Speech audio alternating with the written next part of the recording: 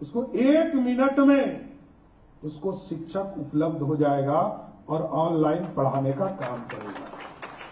तो ये पूरी संरचना बिहार बदलने का है और रोजगार हमारा फोकस है, इसलिए उद्योग को तेज गति से ले जाना है।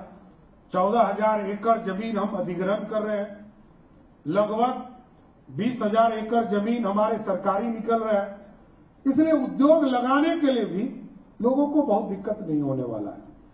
बिहार आएंगे लोग, आराम से बिहार में उद्योग लगाएंगे और बिहार को देखने की चिंता लोगों को होती थी। पहले लोगों को डर रहता था कि हम निकलेंगे, हमका मेरा क्या होगा। मैंने तो अब हेलीकॉप्टर सेवा शुरू कराया, हेली टूरिज्म। हमने बच्चों को कहा है कि पटना शहर देखिए, परिवार के लोगों को कहा है 3 दिन का यात्रा बनाइए, आप यहां से राजगीर जाइए, यहां से कैमूर जाइए, यहां से वाल्मीकि नगर जाइए। ये पूरी संरचना को खड़ा किया और इसको आगे बढ़ाएंगे, क्योंकि अभी कई एयरपोर्ट हम बनाने जा रहे हैं। अंतर्राष्ट्रीय स्तर का एयरपोर्ट हमारे पास नहीं था। पटना एयरपोर्ट आप देखते उतरते के साथ समझ जाता है कोई भी हम कि पटना एयरपोर्ट देखने के साथ लगता है बिहार बदल गया। और बिहार बदलने के साथ अब हम लोगों ने इंसेंटिव देना शुरू किया कि आप यहां से हमको बैंकॉक ले चलिए, सिंगापुर ले चलिए, दुबई ले चलिए। हम उसके लिए 5 लाख का इंसेंटिव देते हैं, क्योंकि मेरा छोटा रनवे है, इसमें कहीं दो मत। रनवे को भी ठीक करने का बहुत प्रयास कर रहा हूं, लेकिन इसके साथ साथ कई एयरपोर्ट हमारे इंटरनेशनल मानक के तैयार हो रहे हैं। जिस तरह पटना का इनक्लेव आप देख रहे हैं, 20 नवंबर को प्रधानमंत्री जी से आग्रह करूंगा कि जब वो आए तो दरभंगा में जो सबसे बड़ा एयरपोर्ट आज के तारीख में हमारा हो गया, उसका भी इनक्लेव का उद्घाटन करने वो जरूर आएंगे। उसका भी हम लोगों ने आग्रह किया। अभी लेसी जी यहां बैठी हैं और इन्हीं के विधानसभा में पूर्णिया में एयरपोर्ट बना। दमदहा विधानसभा है, नाम पूर्णिया है, माता पूरन देवी के नाम पर है। उस जगह को भी लगभग 206 करोड़ का टेंडर आज से 5 दिन पहले निकल गया।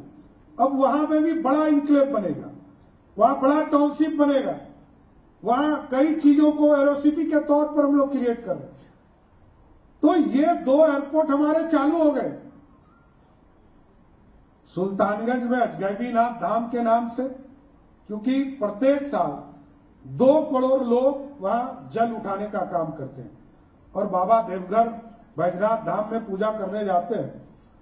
तो उस स्थान पर एक बड़ा एयरपोर्ट हम बना रहे हैं। और दूसरा हरिहर नाथ जो सोनपुर में है, यहां पर भी अंतर्राष्ट्रीय स्तर का एयरपोर्ट बनाएंगे। इसके साथ साथ बिहार के कई जिले हैं, वाल्मीकि नगर है, वहां का हम लोगों ने बड़ा एयरपोर्ट बनाने की कल्पना कर दी है। रक्सौल में एयरपोर्ट का टेंडर का काम चल रहा है। हमारा बीरपुर जो सहरसा सुपौल जिले में है, वहां काम चल रहा है। हमारा मुजफ्फरपुर में हम एयरपोर्ट बना रहे हैं, हम सहरसा में एयरपोर्ट बना रहे हैं और बेगूसराय में एयरपोर्ट बना रहे हैं। और भी कई जगह एयर स्ट्रिप बनाएंगे, कई चीजों की स्थापना किया जाए। लेकिन साथियों, मैं जरूर आश्वस्त करता हूं, कई चीजें मैं आपको बता पाया और बिहार का समृद्धि का रास्ता खोलना है, तेज गति से करना होगा। सरकार तो चलती है, लेकिन तेज गति से नहीं चलेगा तो हम फिर पीछे छूट जाएंगे। इसलिए मैं बिहार के लोगों से विशेष तौर पर आग्रह करता हूं, देश और दुनिया में कहीं भी हो, जिस भी सेक्टर में हो, आप आइए। हम लोगों ने बिहार टेक एक पोर्टल भी निर्माण कर रहे हैं, इस पर भी सुझाव दीजिए। यहां आइए, आप अपने घर आइए, बिहार को सजाइए।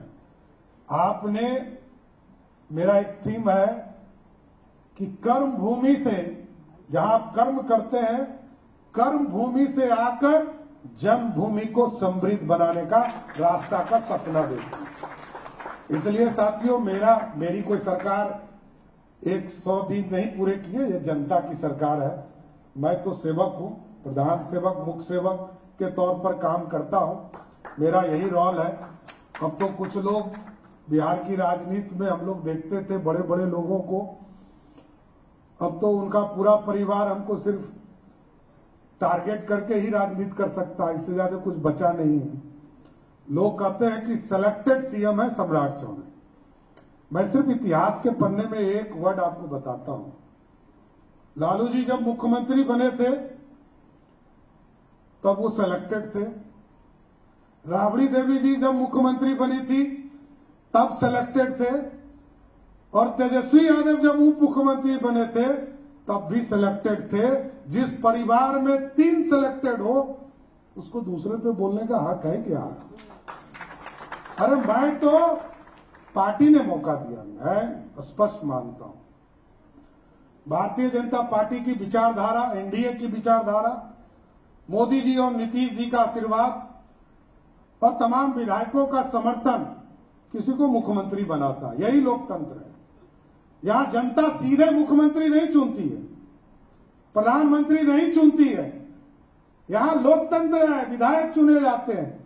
विधायक तय करते हैं मुख्यमंत्री कौन होगा। हमको आज भी 206 एमएलए का समर्थन है। जीत के तो मैं 202 ही आया। एकदम गलतफहमी में मत रहिएगा, पता चलेगा कि इतिहास के पन्ने में आप चले गए। इसलिए मैं जरूर बिहार के लोगों को आश्वस्त करता हूं, आपने जो मौका दिया है, हमारी पार्टी और एनडीए ने जो मौका दिया है बिहार को समृद्धि की ओर ले जाना, मैं जरूर आश्वस्त करता हूं।